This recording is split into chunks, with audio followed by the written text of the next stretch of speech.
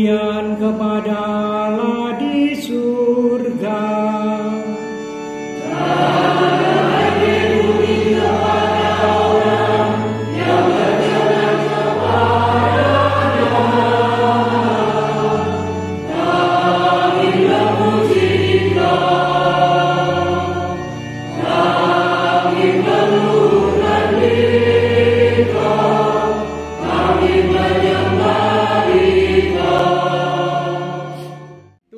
Bersamamu.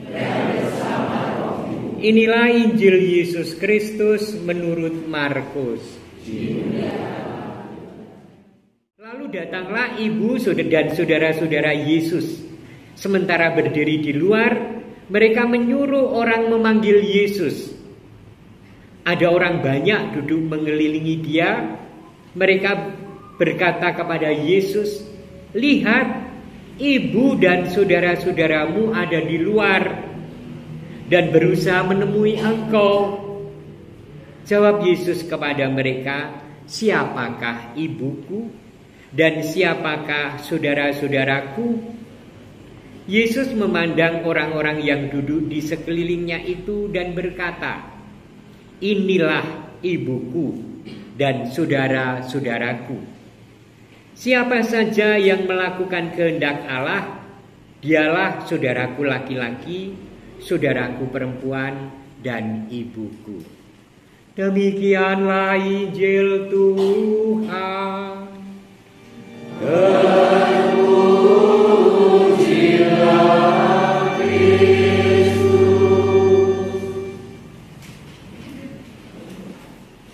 Saudari-saudara yang dikasihi oleh Tuhan, jelas banget ya bahwa kita itu menjadi sahabat, dan bukan hanya sahabat, menjadi saudara Tuhan Yesus. Bener kan? Itu dikatakan oleh Injil loh. Jadi bejo banget loh. Aku ki sedulure Gusti Yesus, rada kurang ajar. Jadi sekali lagi wong-wong Kristen itu kurang ajar awake dhewe kuwi ya toh. Nek sembahyang karo Gusti yo, sembahyang pada Tuhan Yesus yo, ya Yesusku neranya. Yesusku, gitu kan? Aku percaya. Begitu. Kalau kita anak-anak kita bukan anak-anak saja, tetapi kita kalau berdoa, ya Yesusku, ya Yesus sahabatku. Karena memang kita sahabat, dan bahkan hari ini dikatakan dalam Injil ini, bukan etok-etok, dalam Injil kita itu saudara-saudara, saudara laki-laki, saudara perempuan, dan ibu. Keren banget ya. Dalam Yesus kita bersaudara. Dalam Yesus. Ayo, sehat. Dalam Yesus kita bersaudara. Dalam Yesus kita bersaudara. Stop. Menorado kademen berdiri. Yo berdiri. Terus ketika menyatakan dalam Yesus kita bersaudara, kita lihat kanan kiri depan belakang, ojo ora ngerti sing jejerku ki sapa. Salami. Depan, belakang, kanan, kiri sing ado yo diuluke tangane suwe ra ketemu ngono lho. Oke? Yo, jangan ada tangan yang puter ya, yang tidak bisa bergerak. Siap? Siap. Ayo. Nah, ya.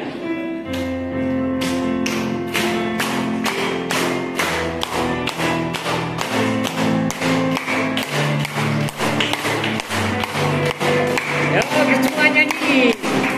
Dalam Yesus. Salaman. Salam kanan kiri depan belakang. Kita bersaudara. Dalam Yesus kita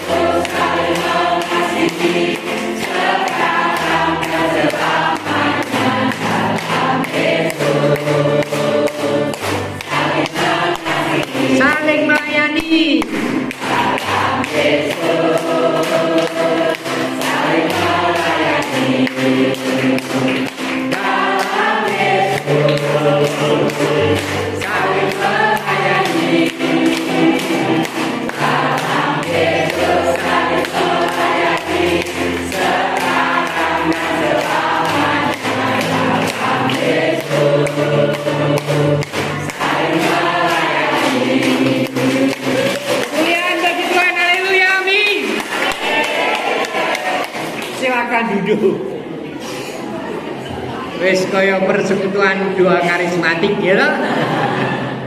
Saudari-saudara yang dikasihi Tuhan, saya pernah pergi suatu tempat, ceritane yo kaya pesta apa neng desa kae pesta apa sih?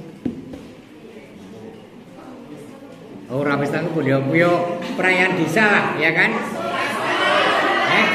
Rasul ya, rasulan ya. Betul, rasulan. Nah, yang bersih dusun ya, bersih desa. Yang saya kira saya adalah satu-satunya penderet dalam Gusti Yesus di tempat itu.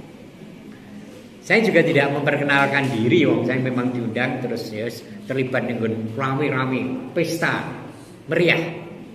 Kemudian, tetapi saya juga minggir-minggir aku dewean rasane gitu kan. Mbok menawa ora tau dewean di tengah umat yang lain terlalu aku ini terlalu kurang gaul mbok menawa ya. Terus di situ aku sendirian dan ningaliku kok ya ora ono sing kenal aku iki ya. Sampai akhirnya tiba makan siang, kemudian saya duduk dalam satu kelompok, tetapi saya juga lihat-lihat yang lain. Loh, ono sing tanda salib. Lalu berdoa makan. Dia, sementara rame riuh. Saya gembira. Dan kemudian saya dekati, maaf, panjenengan Katolik ya? Iya. Bapak dari mana? Itu orang ngerti. Ya, saya juga Katolik, saya bilang. Lalu ngobrol panjang sambil makan, akhirnya dia kenal saya sebagai Romo kan. Betapa saya melihat air muka yang sangat bahagia. Seolah-olah rindu bahwa memang biasa menjadi minoritas kecil dan tidak punya teman, tetapi ketika punya teman, kemudian berkobar-kobar, senang sekali menceritakan tentang dirinya sebagai penderet dalam Gusti. Saya juga senang, akhirnya kita tukar-menukar nomor WA dan kemudian dia mempersilahkan saya untuk datang ke rumah dan saya datang dan sangat gembira sekali. Lalu sampai sekarang kontak sudah belasan tahun ini, ya. Seolah-olah menemukan saudara dalam iman yang sama. Tentu saja yang lain juga saudara-saudara kita, tetapi lihatlah intensitas karena iman dan bahkan agama yang sama gitu kan. Tidak bisa dipungkiri.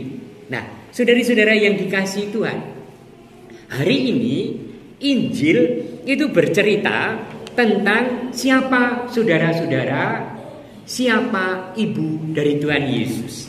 Saya ulangi cerita itu untuk kita semua. Lalu datanglah ibu dan saudara-saudara Yesus. Sementara berdiri di luar, mereka menyuruh orang memanggil Yesus. Sopo sing ra mongkok, ya kan? Anaknya dikerubungi banyak orang, didengarkan dan membuat mukjizat-mukjizat yang mencengangkan. Maka mungkin Maria dan saudara-saudara ingin, kuwi anakku lho, mbok menawa ya kan? Ya kan? Atau juga ya saya itu saudara dan ibunya. Tetapi alasannya lebih karena banyak orang sudah menganggap Yesus itu senteng, ya kan? Tidak waras. Ya karena setiap omongan yang diamini orang dia tentang dengan kebenaran, bukan asal Bapak senang. Tetapi dia kritis untuk mengkritisi bahkan keyakinan umumnya orang dan terutama orang-orang pintar, ahli Taurat, orang Farisi dan seterusnya. Maka lalu orang menjudge, menghakimi, wong sendeng, wong ra waras. Itu. Sehingga mbok menawa ibu dan saudara-saudaranya ingin merengkuh. Kan iki sedulurku yuk mulai wae yuk, gitu loh. Dan terjadilah itu, mengagetkan lagi. Saya kita nek ora waras dalam arti tertentu. Lihat. Mereka menyuruh memanggil Yesus. Ada orang banyak mengelilingi dia. Jadi kebuak wong sak ruangan ini nganti ra iso mlebu. Bunda Maria karo saudara-saudaranya. Maka terus duduk tulung critakno nek ibune karo aku sedulur iki do ning njaba. Gitu kan? Ada orang banyak duduk mengelilingi dia. Mereka berkata kepada Yesus, "Lihat, ibu dan saudara-saudaramu ada di luar dan berusaha menemui engkau." Biasa kan gitu kan, kita juga akan begitu dalam ya kebiasaan kita, bahkan naluriah kita. Aku kayak sedulur karo kae. Nek ana wong sing terkenal gitu kan. Aku cedak, aku tau ketemu salaman yang pas neng Sulu kae. Nah, ini juga Pak Theo, aku mau Flores dulure kabeh, ya kan?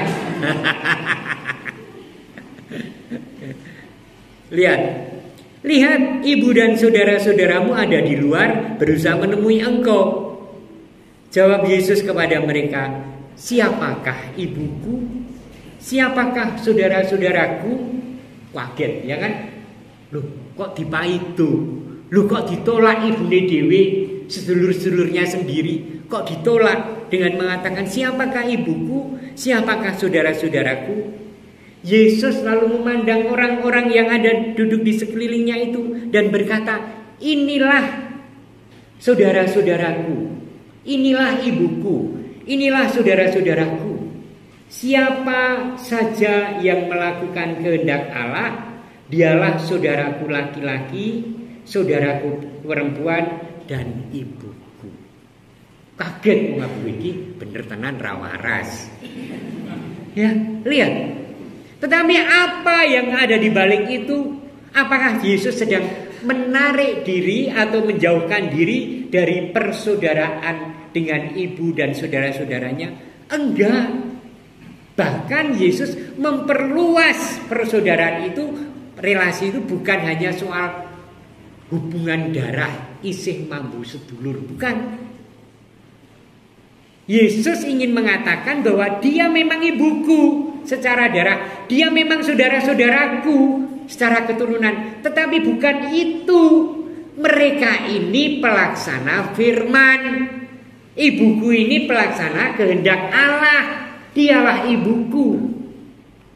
Itu artinya apa? Setiap pribadi yang hadir di situ menjadi mongkok bahwa ukurannya itu tidak berhenti pada elek apik kae sedulurku, right or wrong my country, ora no. Tetapi Yesus menempatkan persaudaraan itu atas dasar firman dan dawuh dalem. Mereka yang menyatakan dan berjuang untuk mewujudkan kehendak Allah, ya kuwi sedulurku lanang, ya kuwi sedulurku wedok, ya kuwi ibuku. Amin. Apakah Yesus menentang hubungan darah? Enggak. Tetapi mengangkat jauh lebih dari itu. Maria ibunya itu menjadi ibu karena melaksanakan firman Tuhan. Saudara-saudaranya itu menjadi saudara memang tunggal darah. Tetapi lebih dari itu karena mereka sungguh-sungguh berjuang untuk mewujudkan kehendak Allah dalam hidup. Dan itu adalah juga kita yang sedang berkumpul siang ini, pagi ini di sini. Amin. Cerita kanan kiri aku sedulure Gusti Yesus. Yuk kanan kiri aku sedulure Gusti Yesus. Yuk aku yo yo. Yuk aku sedulure Gusti Yesus. Aku yo yo. Ya kanan kiri aku sedulure Gusti Yesus lho. Aku yo yo lho. No. Oke? Iya.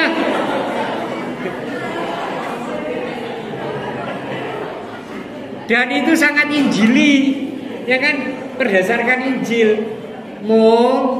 Yang terakhir, bagian terakhir dari khotbah ini adalah njur nek dadi sedulur iki njur ngopo. Ya toh?